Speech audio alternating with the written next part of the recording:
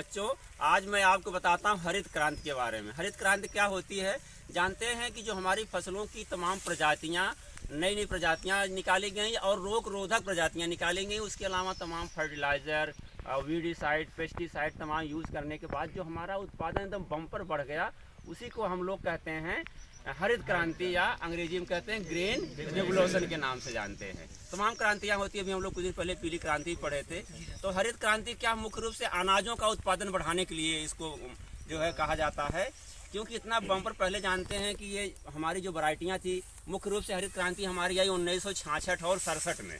तो उस समय जो नई नई वैरायटियाँ पैदा हुई पूरे भारत में, उसमें जो गेहूं की वैरायटियाँ हमारी मुख्य रूप से बहुत ऊंची हुआ करती थी, 4-4 फीट ऊंची हुआ करती थी।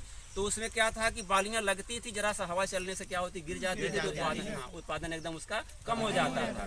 तो 1963 में वहाँ पर ये जापान में एक नोरिन-10 नामक जो जीन्स पाया गया गेहूं का, तो उसको वहाँ पर से जो है ये हमारे नॉर्मन ई बोरलांग, जिसको हरित क्रांति के जनक कहा जाता है, और उनको शांति का नोबेल पुरस्कार भी मिला था इसी खोज के ऊपर।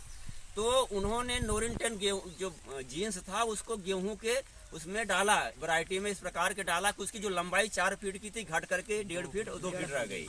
तो क्या हो गया, जितना हम लोग फर्टिलाइजर उस पर देखते हैं, जितना उसको हम लोग इनपुट लगाते हैं, तो जो हमारा वृद्धि होती थी पौधों की बस उतनी सीमित हो जाती थी, तो उसमें वृद्धि अच्छी होती थी और बालियां भी बड़ी बड़ी लगती थी। तो क्या हुआ, अपने आप गेहूं का पैदावार एकदम बढ़ गया। अब गेहूं के साथ साथ धान में भी पैदावार बहुत अच्छी बढ़ी। धान में हमारे DGO जीन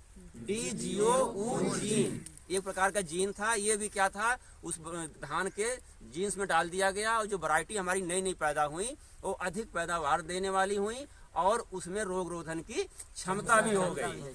तो इससे क्या हुआ, हमारे गेहूं धान का मुख्य रूप से जो हरित क्रांति आई गेहूं और धान में आई, इतना अधिक प्रोडक्शन होने लगा कि जो हम लोग पहले क्या थे, बाहर से विदेश से अनाज आयात करते थे, तो धीरे धीरे हमारे यहाँ इतना अनाज पैदा होने लगा कि हम लोग अपने अनाज उत्पादन में आत्मनिर्भर हो गए। और निर्भर होने से क्या हुआ कि हमारी तुम्हारी विदेशी मुद्रा ही बची। और जब वहाँ से वैरायटियाँ आई, सबसे पहले आई जो गेहूं की वैरायटी थी मुख्य रूप से मैक्सिको से आई थी, इसीलिए हम लोग मैक्सिकन गेहूं पढ़ते हैं। जब मैक्सिको से आई वैरायटियाँ, 5 वैरायटियाँ आई थी, उसमें लरमा, राजो, सोनरा, 64 आई। तो उसको डायरेक्ट हम लोग क्या किए, यहाँ पर उगा रहे थे। यहाँ ट्रायल करने के बाद देखे कि तो अच्छी वैरायटी लगाए, लेकिन उसकी विशेषता ये थी कि लाल रंग के गेहूँ होता था, तो यहाँ के आदमी उसको पसंद नहीं करता था। तो यहाँ के हमारे जो कृषि वैज्ञानिक थे, बड़े पूजनीय पद्म विभूषण सम्मानित किए गए डॉक्टर M.S. स्वामीनाथन, जिसे भारत के हरित क्रांति का जनक कहा जाता है, तो उन्होंने जो है गेहूं पर बहुत बड़ा काम किया और तमाम वैरायटियाँ, सोनालिका जैसे नहीं, कल्याण सोनालिका नामक वैरायटियाँ निकाली।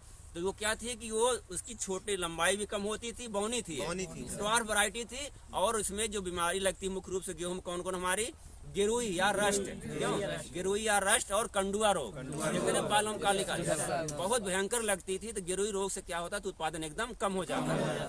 तो ऐसी वैरायटियां, रोग रोधी क्षमता वाली वैरायटियां और ड्वार्फ वैरायटियां निकाले, तो उससे क्या हुआ, हमारा गेहूं का एकदम बम्पर उत्पादन हो गया। जो गेहूं का लाल रंग था उसका कलर चेंज होकर के अंबर कलर, हल्का सा लाल, लेकिन इसमें जो आ रहा है इस कलर में हो गया। तो यहाँ की जनता भी उसको पसंद करने लगी और खूब उसको देखो अभी तक हम लोग इस्तेमाल कर रहे हैं। तो हमारे मुख्य रूप जो हरित क्रांति आई कहाँ आई, केवल पंजाब में, हरियाणा और पश्चिम उत्तर प्रदेश केवल इन्हीं क्षेत्रों में सीमित हो गई। मुख्य रूप से गेहूं और धान में आई, लेकिन धीरे धीरे तमाम प्रकार की और वैरायटियां आई, तो इतना अधिक बम्पर प्रोडक्शन हो गया। तो इसमें देख रहे हैं कि हम देश में क्या कर रहे हैं। जो हमारे 1950 में, जब हम लोग हमारे आज़ादी के बाद में 1950 में जो खाद्य उत्पादन था केवल 50 मिलियन टन था, 50 मिलियन टन था, और आज वर्तमान में हम लोग लगभग 300 मिलियन टन उत्पादन कर रहे हैं। सोचिए कितना बम्पर हुआ, जनसंख्या भी हमारी बढ़ी, तो इतना अधिक प्रोडक्शन हो गया कि चारों तरफ धन धान्य से एकदम भरपूर है। हमारे पास इतना अनाज उत्पादन है कि अगर 1-2 साल तक आवश्यकता पड़े तो गोदाम में भरा पड़ा है,